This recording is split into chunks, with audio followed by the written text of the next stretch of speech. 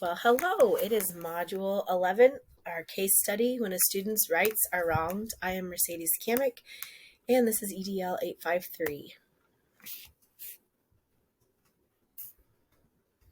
Section 1 is summarize the case and establish the facts. For the summary of this case, the case took place in Nottingham High School in a very supportive community of Dover. Within the district, there were 6 elementary schools, there are 2 middle schools, and there's 1 high school, which serves about 3,200 students. Within this school, they have been doing some renovations, but about 1/4 of the building has not been updated to meet code due to funding.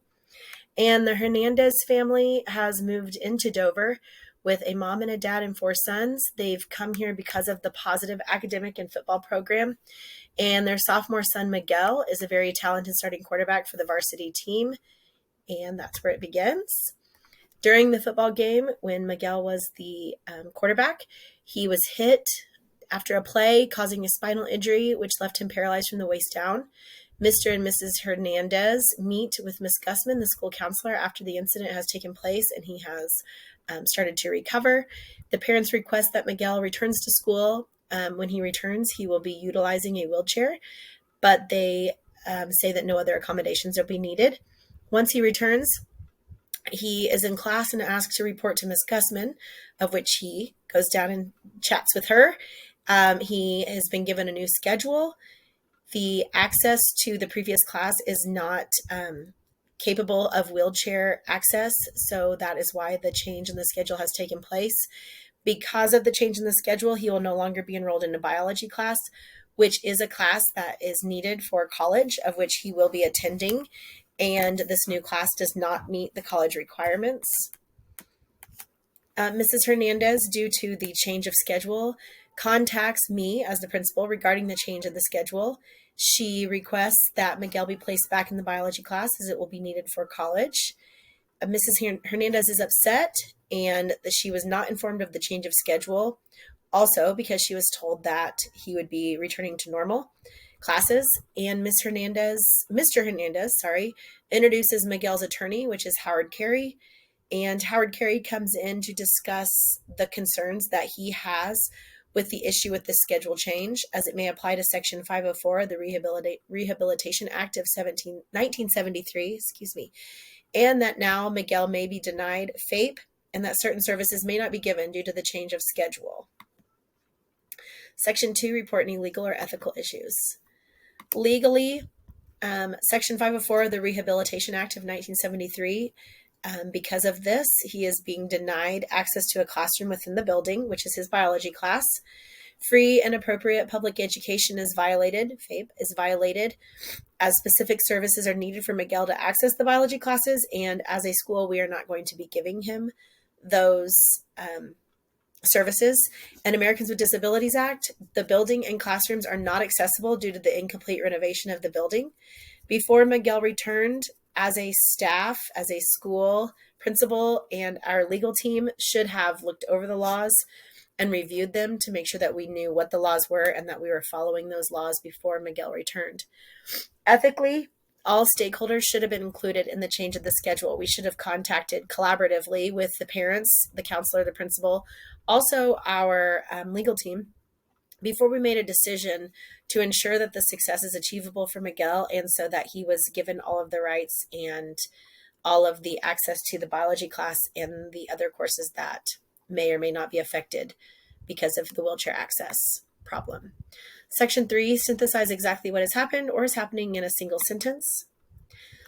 Miguel Hernandez of Nottingham High School was injured during a football game, resulting in the use of a wheelchair for mobility, which then caused Ms. Gussman, the school counselor, to make the decision of adjusting his class schedule.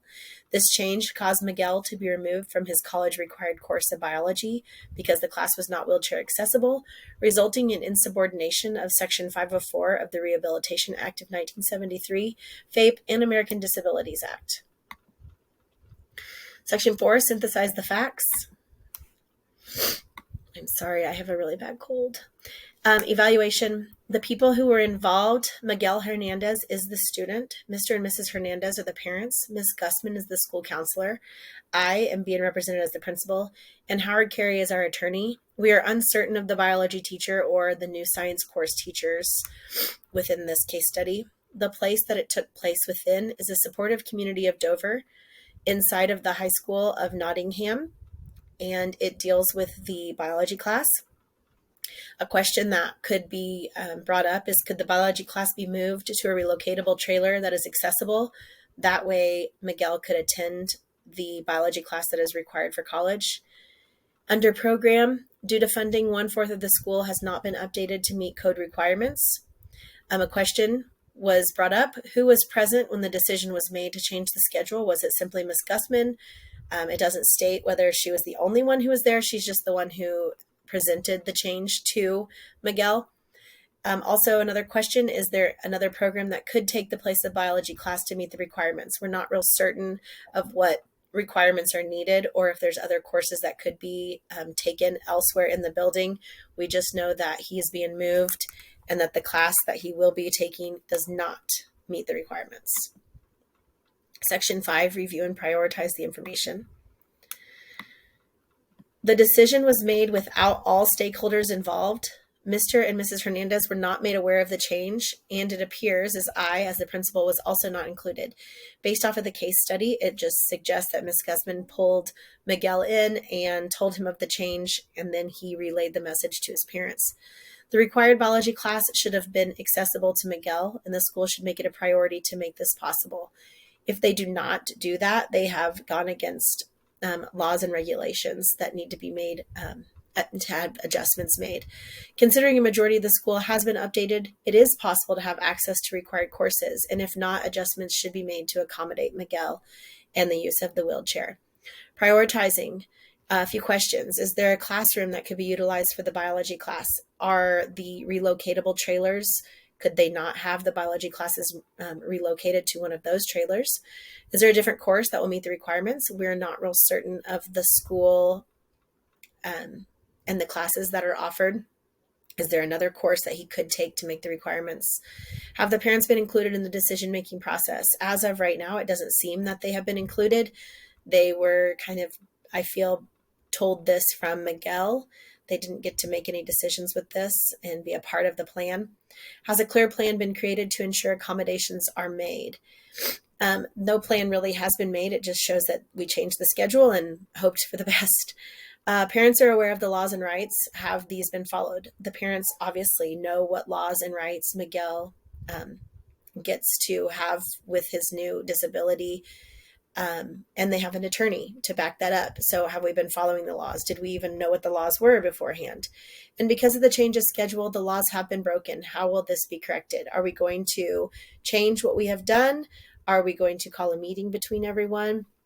Is the principal going to have everybody come in and rediscuss what has happened? And how are we going to go from there? Section 6, identify options and possible consequences. The first option is, as a principal, I just do nothing. If that is done, what are the repercussions if I do nothing about this? What are the parents going to do? They've obviously hired an attorney, so they obviously know that they have rights and that something has been done incorrectly. What other actions could be taken? What's the most ethical decision and why? These are things I'm going to have to think about as I come up with a plan. Ethically, can we just change his schedule and not worry about his future? What option can be made to accommodate? I need to look at my building and really assess what we have done and come up with a way that we can accommodate Miguel. What funds can be used to complete the renovations? Obviously, the funds were not there to complete the entire building, but how could we raise money to get the funds for this? How could we apply for some grants to get the renovation to be complete? And lastly, what radical decisions could be made? Can the class be moved? Can we move them to a relocatable trailer? Is that possible? Could the class be completed a different way to accommodate? Could we make this an online course? Could he take it through a different avenue? Or is this the only option that we have? Is there a different class that could be taken? Do we have other options within the building that he could access that would accommodate to that class that he has to take. And is everyone involved in the decision-making process? Have we included mom and dad? Have we included our legal team? Have we included the board or the superintendent? Who have we included in the decision-making process? Section 7, evaluate your plan, assess the pros and cons of the plan. When evaluating the plan, sorry, I know that's not acceptable, but move me up there. When evaluating my plan, the pros, ethically and legally, the laws must be followed to ensure Miguel is receiving free, appropriate public education, along with complying with Section 504 of the Rehabilitation Act of 1973. When we evaluate the plan, when I look back at what we're going to do and reconsider, I need to look to see if we are going to be following the law, ethically and legally. Ethically, I don't want Miguel not to be able to go to college because of a class that he's not able to access. So I need to look at that when I'm evaluating what plan I'm going to create. Collaboratively with my team and his parents, a plan should be created to ensure that Miguel is receiving equitable access to educational resources, technologies, and opportunities that support the education success and well-being that he deserves.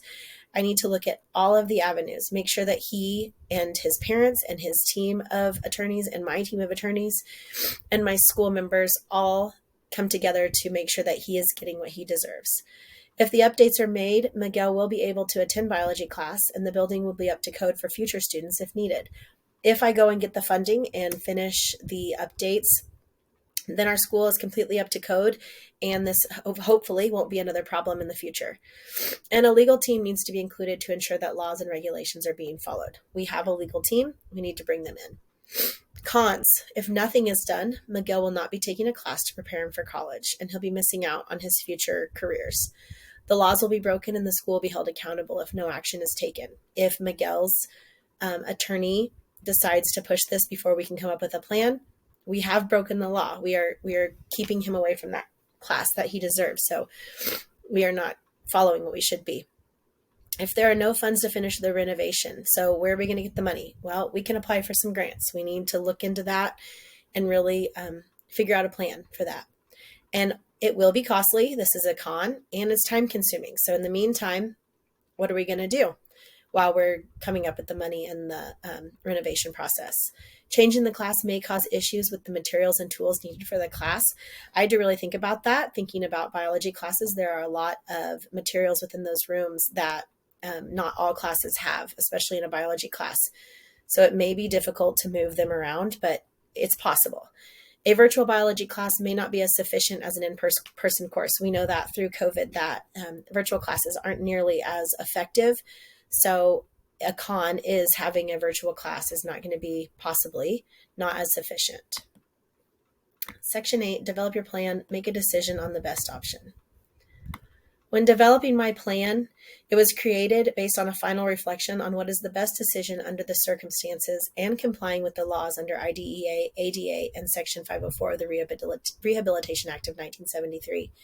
Based on the facts and given information over this case study, the best decision would be to complete the renovation process. Although it's going to take time and money, I think that completing the renovation process would allow Miguel to attend the class that is required to meet his college preparation, along with following the regulations required by FAPE. Not only that, when I tell the parents this, I feel as though they are going to be on board and feel that this decision is a correct decision. It will be made with the inclusion of a legal team, myself as the principal, the counselor, the biology teacher. I feel as though she or he needs to be included in this, along with Mr. and Mrs. Hernandez, and if they choose, their attorney as well. While the renovation process is taking place, like I said earlier, it will take time and some money, so we're going to have to come up with time and money. While that is taking place, the course will be offered in one of the relocatable trailers, ensuring that all students are receiving the same class material provided by the biology teacher. Not only Miguel, but all students will be together taking this course while we are renovating. How did the candidate implement their plan? Implementation of the plan. Sorry. This plan was implemented to promote implemented to promote the current and future success and well-being of each student and adult by applying the knowledge gained regarding the laws and regulations related to special education, which have been obtained through this course. With the inclusion of all stakeholders, a plan to complete the renovation process to meet code will be created. A plan made between the school board, superintendent, and a construction company will need to be created and prepared for the renovation process. While the class is being updated, relocation of the course will take place, ensuring all students' needs are being met, and parents will be made aware of the future plans, discussing and including them in the process. And here are my references. All right.